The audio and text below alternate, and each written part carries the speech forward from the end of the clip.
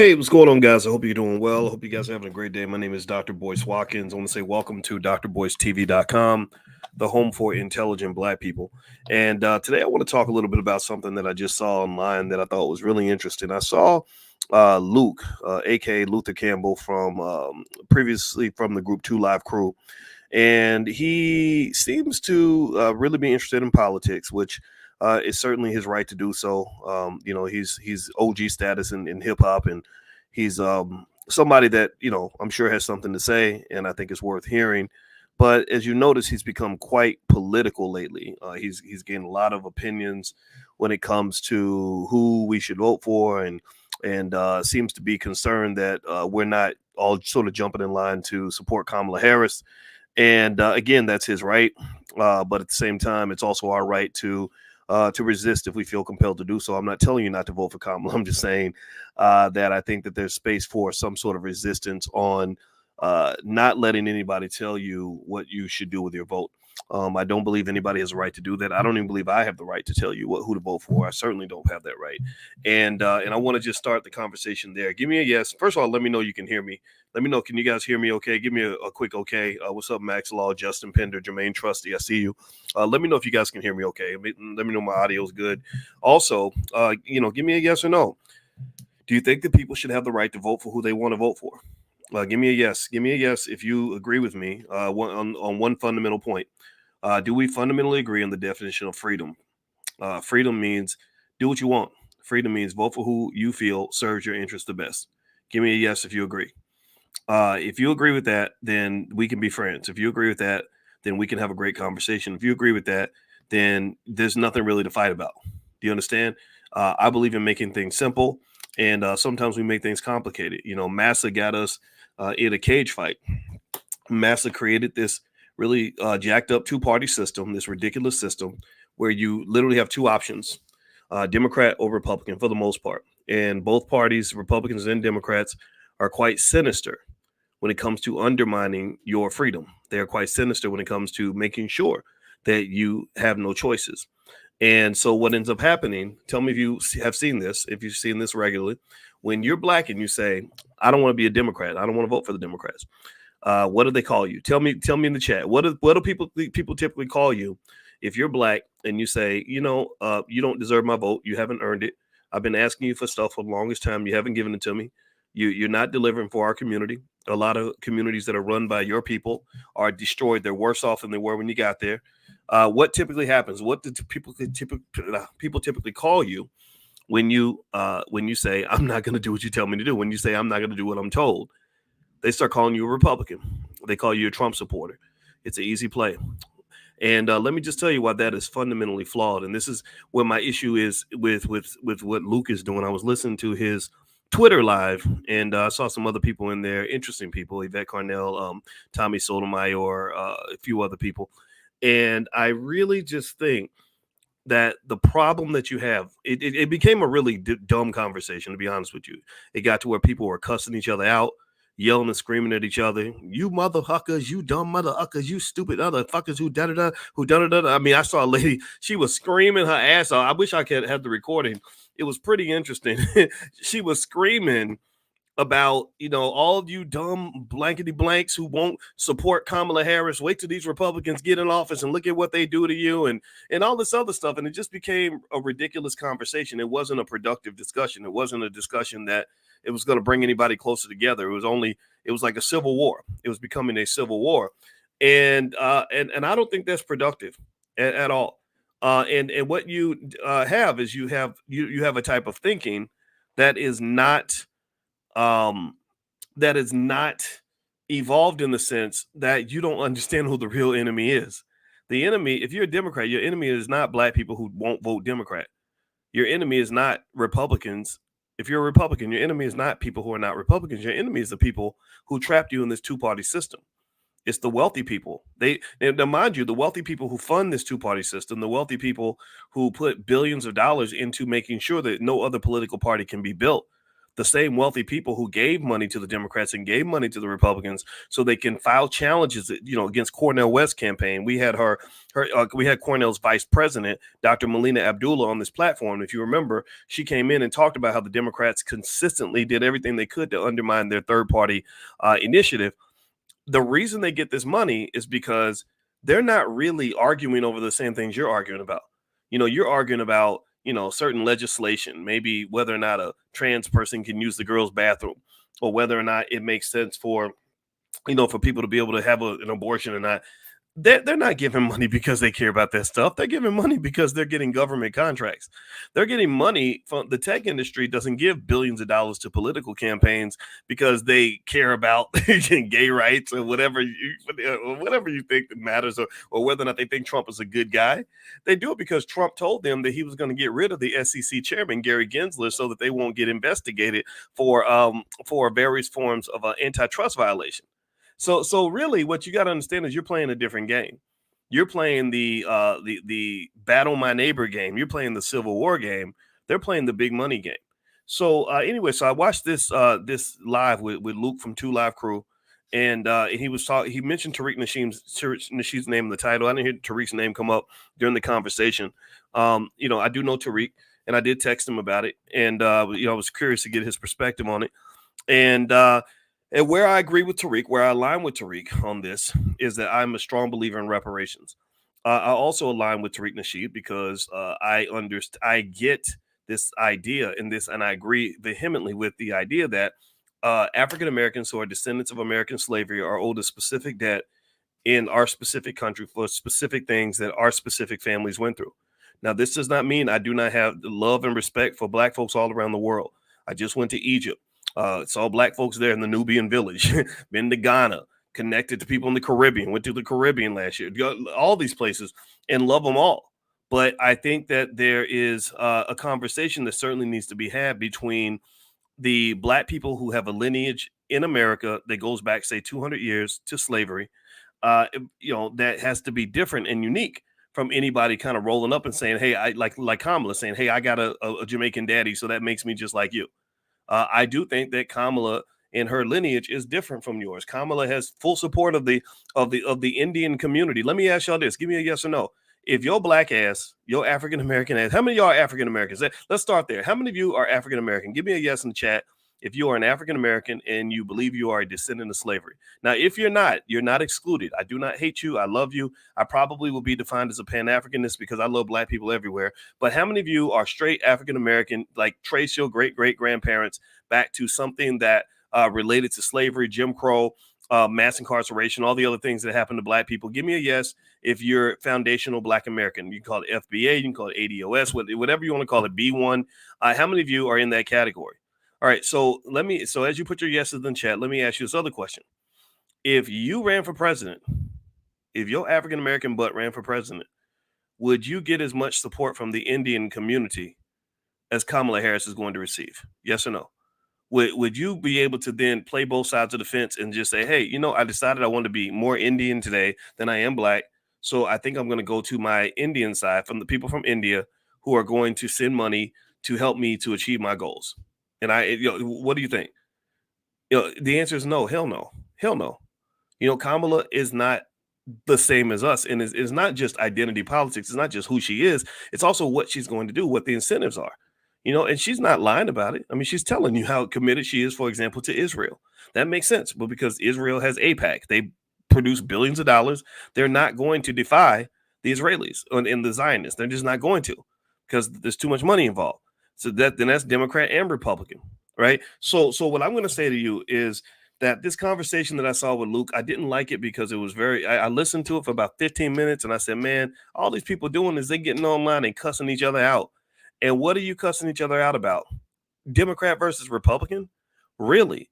I mean, this ain't nothing but a political version of Crips and Bloods. That's what it is. It's gang warfare that's been created by other people. And I can tell you, I'm not really a fan of any of that. So let me kind of give you a different context on that. Now, before I move on, do me a favor, please hit the thumbs up button, thumbs up, share, subscribe. Also, don't forget this podcast is on Spotify. So if you like the content here, you can find it on Spotify. Just look up my name, Boyce Watkins. I also give you stock market tips on another podcast I created called Dr. Boyce Daily Stock Market. If you want to know what I believe, I'd rather tell you what I'm for than to tell you what I'm against. Now, if you talk to a Democrat, they'll tell you how much they hate the Republicans. You talk to Republicans, they'll tell you how much they hate the Democrats. I don't want to tell you what I'm against and what I hate. I'd rather talk to you about what I love and what I believe. And here's what I believe. I believe that wealth is the key to Black liberation.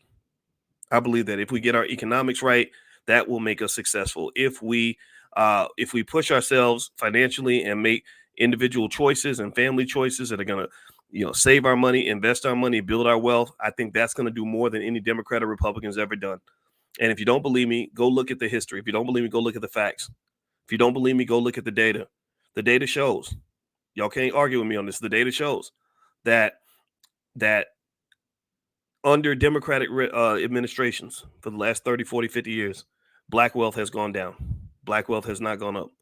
Under Republican administrations, the last 50, 60 years, Black wealth has not gone up. Black wealth has gone down. So at the end of the day, your wealth moves because you move. Your wealth moves because you make certain decisions. That's what I believe is the solution. So if you want to know what I'm doing, some people may say, well, what are you doing other than talking? Here's what we're doing. Every morning I have a PhD in finance. I understand money. I'm like a financial ninja. I know how this stuff works. So every morning we do something called financial consciousness training or economic elevation. It is a free class. There are thousands and thousands and thousands of you that are signed up for this free class. We meet every morning, 7 days a week. We train economic soldiers. We train our families and our children to be economic leaders. I went up to Atlanta for Invest Fest this weekend, but actually I was there for the Black Business Conference, and I'm going to tell you about both of those in a minute. And I saw a kid named Caden. Caden is 14 years old. Pay attention now. Listen to me. This is the future for the Black community. Caden's 14 years old, and I said, so you're starting high school? Wow. He said, no, I just graduated high school. I said, what? He said, yeah, I just graduated. And his father, who had been mentoring this kid, told me his son had finished high school. And I said, well, is he going to go to college? What's next? Pay attention. Listen to me. He said, no, because he makes more money than most college graduates. He's already a millionaire. I said, what? And here's the thing. I have been following Caden. Caden is a student of the Black Business School. Caden, he has been connected to us since he was 5, 6, 7 years old. And his parents, they didn't sit around and say, well, boy, you need to be a Democrat. Make sure you show up to your job. Get you a good Black job. And then you get you a good Black job. And then you're going to, you go to college, son, and go $200,000 in student loan debt. And maybe by the time you're 40, you'll have something. No, his father, who I talked to extensively, told me what his plans was for his kids. Both his kids are killing it. Both of his children are making more money than 90% of the people in this chat. So don't you tell me. And here's the thing about Caden. Let me tell you about this too. Caden could not talk until he was 5 years old. Caden could not talk till he was 5 years old. If Caden had gone to the public school, they would have ruined him like they do every other Black boy in these schools. And a lot of these schools are run by some damn Democrats. Damn teachers unions that don't educate our kids, don't give our kids what they need, and then you up here fighting for that. Why are you fighting for mediocrity? Why are you fighting for mediocrity? If you're going to do all that fighting, fight for some damn Black excellence. Fight for some Black success. Fight for some damn Black wealth. Fight to put some money in your pocket. Fight for your legacy. Fight for your family. Fight for something that's going to help you win. Stop fighting for Kamala Harris. Stop fighting for Donald Trump. Kamala Harris don't give a damn about none of y'all. She would lock half of you up if she had the chance. Donald Trump, I followed this man 35 years. He don't give a damn about you either. So what I don't understand is how in the hell we got a civil war fighting over people that ain't gonna never fight for us. Let me just say this. You will never, ever in a million years ever see Kamala Harris in a heated debate cussing somebody out over the fate of the Black community. You will not see that. You will not see that. Yeah, now maybe she'll go to the line for the Israelis, maybe she, so they can have nuclear missiles and whatever, because that's her job. But she gonna do that for you. And Donald Trump show us how he ain't gonna do it. So what are you fighting for? That's my question. What are you fighting about? Like, it's silly to me. It's as silly as fighting over whether or not you think the Cowboys are gonna beat the Giants. If the Cowboys beat the Giants, Jerry Jones is not gonna send you a check.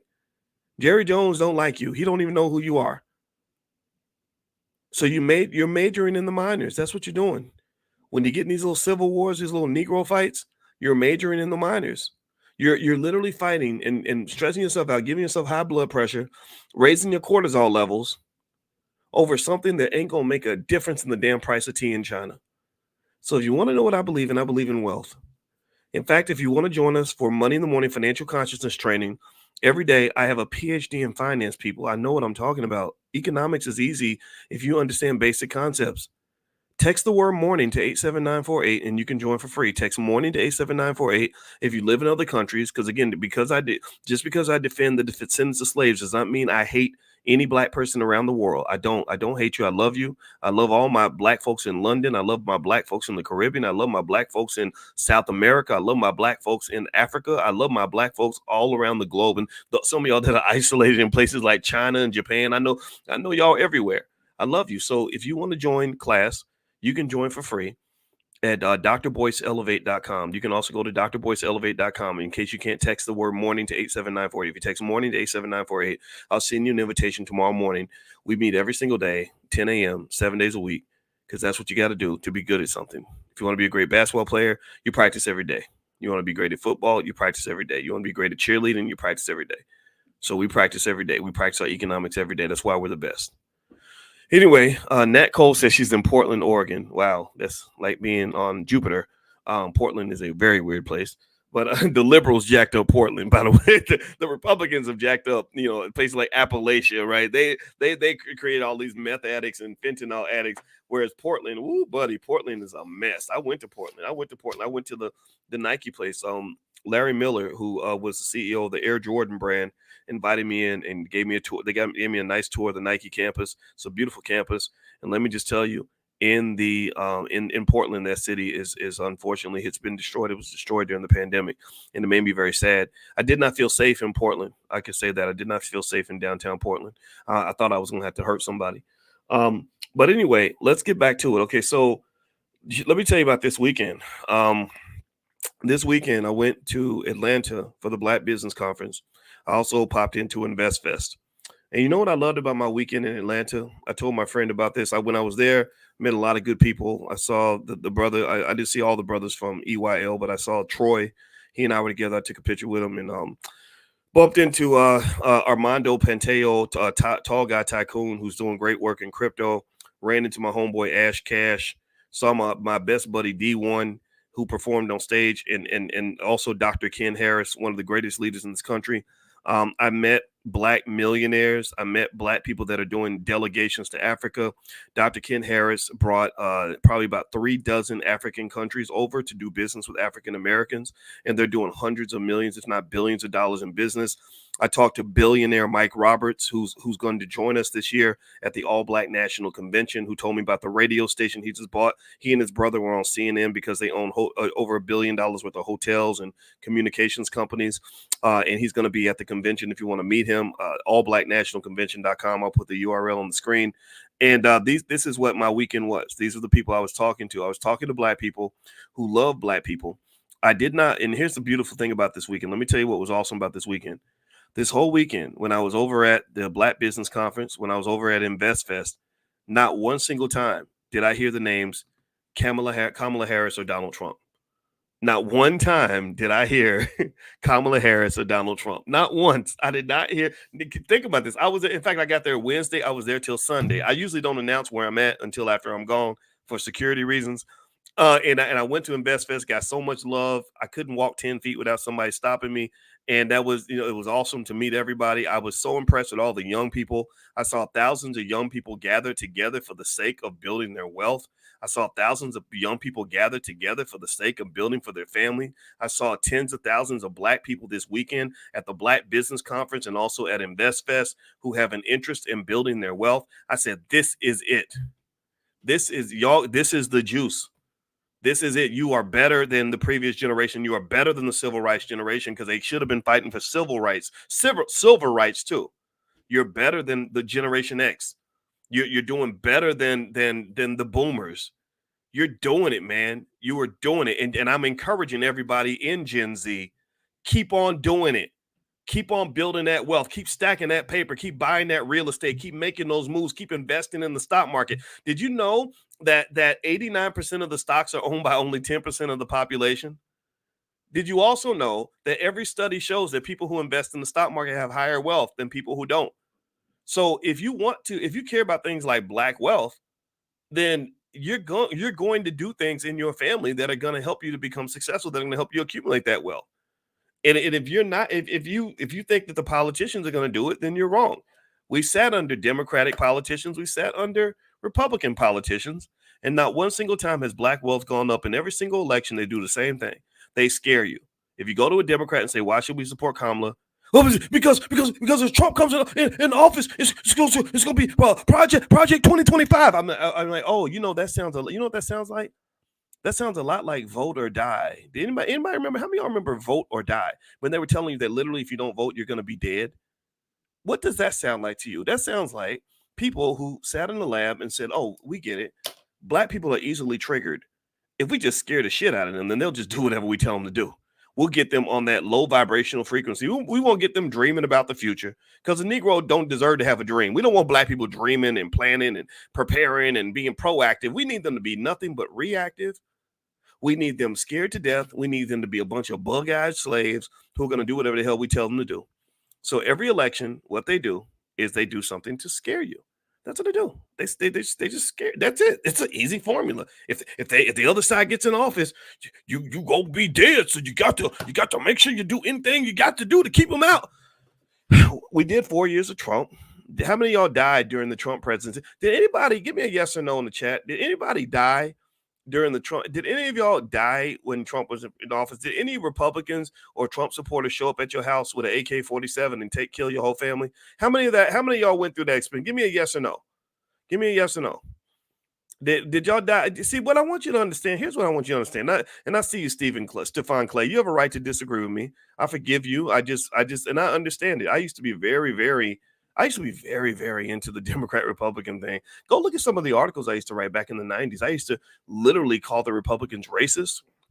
I used to attack. And I didn't, and I don't disagree with a lot of the points I made. I mean, I stand by everything I've written on behalf of the black community for the last 30 years. But what I started finding is that what they don't tell you is that you find out eventually that the snakes are the ones that are also in your bed. You think the snakes are across the street, but you find out the snakes are in your bed. So I started seeing Democrats do things that were just as racist as the Republicans. I sat there and watched what happened in the Obama presidency. When I got excited and I supported Barack, I was one of the first people to predict that he was going to be president. Y'all don't know these things. This is, I guess I got OG status because around 07, 06, 07, I said on CNN that I believe this guy has a chance to win. And at that time, Barack only had 5% of the black vote. He was nowhere near Hillary Clinton. It was going to be Hillary's presidency, if you remember that. So I get it. I understand. I sat next to Al Sharpton and I saw the inner workings of the game. The Obama administration, the Obama White House used to call me all the time. And I told them to stop calling because I said, y'all a bunch of suckers. You out here using black people. You're lying. So my problem is that, see, the thing is, and then here's what I want to say. If you disagree with me, I agree. It's your right. I have no problem with that.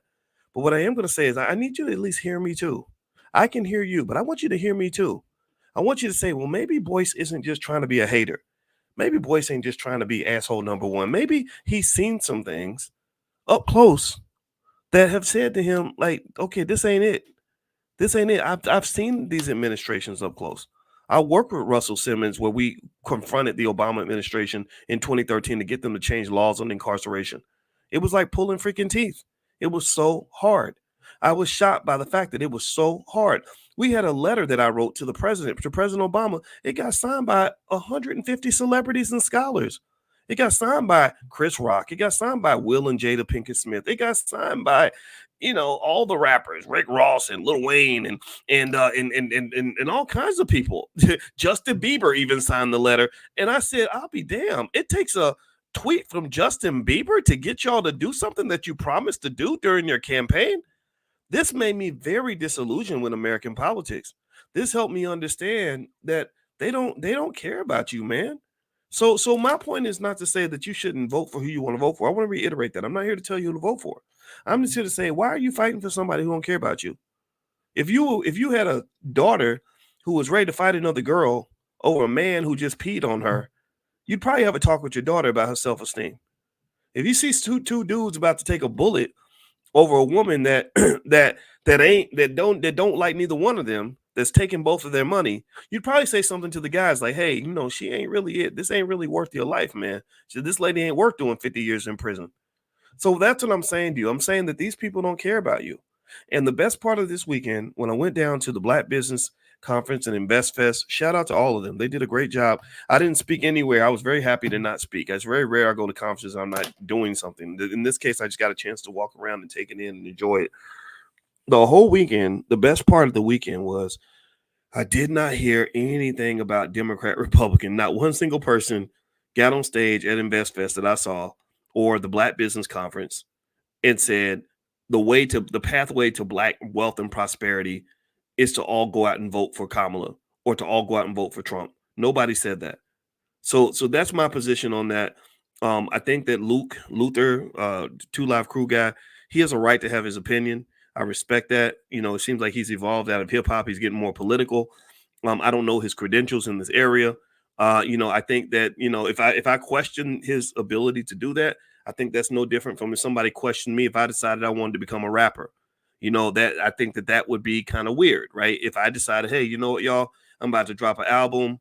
It's called Poppy Coochie Part 2, and I just want to be the new Two Live Crew. Instead of being Two Live Crew, I'm gonna be Two Live Boys. Instead of being Dr. Boyce, I'm gonna be Two Live Boys.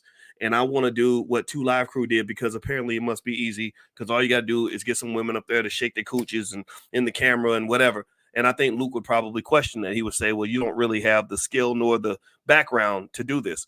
So I think the same thing is true when you see a rapper who decides that he wants to become a political analyst. Do you understand? I know he ran for mayor of Miami-Dade, and I respect that. I think that he's got the popularity to do a lot of things that a lot of people can't do. And I have no issue with him being involved with politics. But I also think that sometimes you also have to understand what you're skilled at and what you're not. The areas where you have experience and where you don't, the areas where you have training and where you don't. So even though, again, I mean, I've gone in the booth. I've done what rappers do. I have friends that are rappers. They've explained the game to me. D1's one of my buddies. I got a lot of other Willie D and Ice Cube, and I know all those guys, but never once did I really think I could rap as well as they do. So if I did decide to rap, I would do it carefully. I would go in with a respect for the game to basically say, look, hey, Willie, man, I need you to help me do this. Hey, D, can you help me put together a good song? Can you help me with the metaphors? I would ask for help. So I think that a Luke, and I'm not saying he doesn't do this, but I haven't seen evidence of this. I saw Cube do this, but I think that you should get help. You should listen to the people that have expertise in this area, and I think he's trying to do that. He had this live, but unfortunately, the only part I heard was like some women cussing each other out and all this other stuff. And also, I see him really advocating quite heavily for the Democratic Party, which unfortunately can give the impression that you're kind of in that camp with the D.L. Hugleys and the Plizes and just these people that are kind of like almost like puppets of the party. And I think that you can facilitate a political discourse within the Black community without committing to any particular side. I don't think that anybody who overcommits to the Democrats or overcommits to the Republicans is neutral enough to have a conversation that is required for Black people. For to be Black in a political conversation, you must overcommit to being Black. Overcommitting to being Black is like what Malcolm X used to talk about, where you don't give away your loyalty for nothing. You don't unconditionally commit to anybody. You don't say I'm gonna vote blue no matter who. That's a simple-minded perspective. You don't say I'm a Republican no matter what. You don't do that. What you do is you say I'm Black first. So let me hear from all the sides. Let me hear from all the parties. Let me hear every point of view. Let's talk about what the community needs, and then let's see if we can tether what they're going to do, what their policies are with what the community needs. And I don't know if people really do that. I think the best thing I ever hear is, well, the Democrats are going to do something for poor people and a lot of Black people are poor. Well, you can say that about anything. The Republicans can say, well, we're cutting taxes for the rich. There's a lot of rich Black people who are going to benefit from that. So what you're effectively saying is that Black people are everywhere, which is the truth. That's a truth that we don't want to deal with. We don't deal with the fact that Black people are diverse. Every Black person is not trying to get a better job. Some Black people want to build a better business. Every Black person ain't trying to get out of the projects. Some Black people been out the projects. Every black person ain't trying to figure out how to learn how to read. Some black people been knowing how to read. Some black people want something better than that. So I think that just the lack of understanding that we are different, we are diverse, and that we have different perspectives is a big problem. Anybody who says that because you're black, you're supposed to be a Democrat is fundamentally incorrect. And I think that is where we get dehumanized, even by our own. We get disrespected even by our own. We have people, even our own, who tell us that no, you need to fit in the masses box, and if you don't fit in the masses box, then you have no place here. I fundamentally disagree with that. So I'm going to just say this at the end. I'm going to go ahead and bounce out. Is I tried to listen to that live, and and I respect everybody that was there, but it just sounded like a bunch of cussing and yelling and screaming, and I just really hate seeing us waste all that energy fighting each other. I think if we put as much energy into building our wealth as we put into fighting for the Democrats and Republicans, we would be the wealthiest people on the freaking planet. If we tell me if you agree with that. If we put as much energy into educating our own kids instead of fighting over which white man's going to educate our kids will be the most educated in the world. If we were to put as much energy into rebuilding our families and learning the tools for that as we put into defending bullshit, defending Cam Newton wanting to have eight kids with 3 babies mamas, or defending this idea from men that single mothers are the problem, even though we play a role in the creation of single mothers, then we would have strong families. So what you're having these imbalanced debates where you are so focused on whether or not you can have a discussion that you're not really asking if you should be having that discussion. You're so focused on what you can do that you're not thinking about what you should do. You're not thinking about where you should be applying your energy. And a lot of energy gets wasted. And the reason the energy gets wasted, the evidence of that is that if you look back, I want you to pay attention. I want you to look at the facts right quick. Look at how many decades black folks been arguing, fighting each other, cutting off relatives, threatening to beat each other up over Democrat Republican nonsense. And I want you to point to me any administration in the last 40 years that has significantly improved the conditions of black people in America. Every single year we at the bottom. Every single year we have the worst in terms of families. Every single year we're the worst in terms of education. Every single year we're the worst in terms of wealth. Every single year we're the worst in terms of income. So what are you fighting for? What are you fighting for? Why do you fight harder? Pay attention. Why do you fight harder to defend mediocrity than you're willing to fight to pursue excellence? Why do you fight harder to defend mediocrity than you're willing to fight to pursue excellence? If you want to know what the problem is, that's the problem. I'm not participating in none of that. I don't care. I don't give a damn who you vote for. I just want you to know that. So when you come to the convention, be prepared to be around people that want to elevate. Be prepared to be around people that want to be smarter. Be prepared to be around people that want to support each other. Be prepared to be around people that want to collaborate, not to compete. Be around people that want to see our community happy, prosperous, successful, connected, and winning. And I'm gonna just tell you, when I was this weekend, I keep going back to the Black Business Conference and Invest Fest, and in both of those events, the Black Business Conference had thousands and thousands of people. The president of Liberia came in. They're working to form connections with African Americans, so they're doing hundreds of millions of dollars in business. And y'all don't hear about none of that because y'all paying attention to rappers.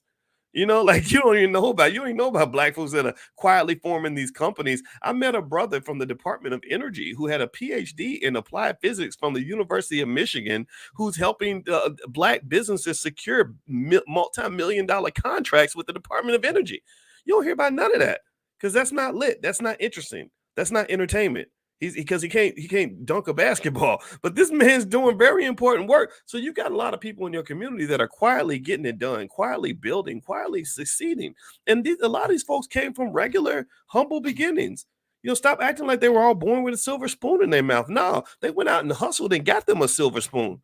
Now they got the silver spoon in their mouth, but it's because they work for that damn spoon. Stop disrespecting a successful black man or successful black woman just because you unfortunately got stuck listening to people who wanted to keep you in the mud. Once you liberate your mind, you can climb to the highest heights of our society. Once you get out of your own way, you can become the greatest on the freaking planet. And that's all I want for you. So I'm not here. I'm not going to fight. I'm going to tell you, I'm not going to fight with you over no Democrat, Republican stuff. I'm just not.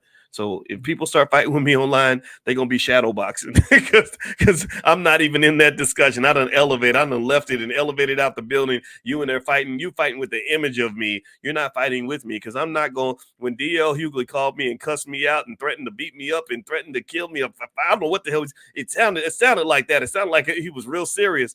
I did not say a word because I'm like, I'm not going to fight a black man over Democrat, Republican stuff. I'm just not going to do it. I'll fight for our children. I'll fight for our wealth. I'll fight for our community.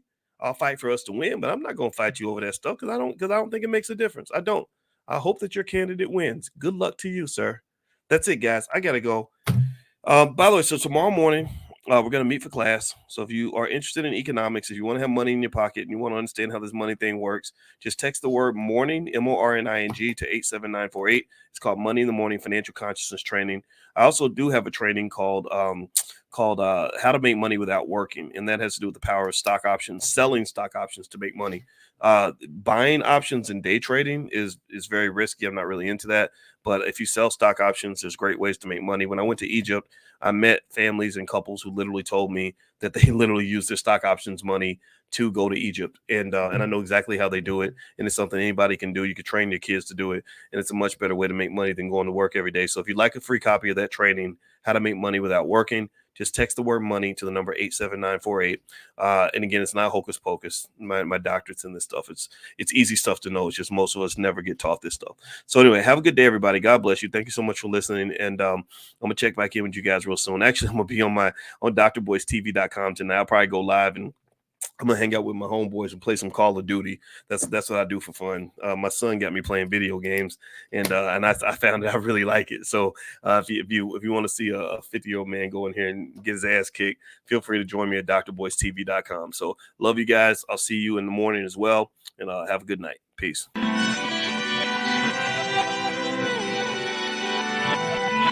Here we are, clan the isms, cataclysm, great.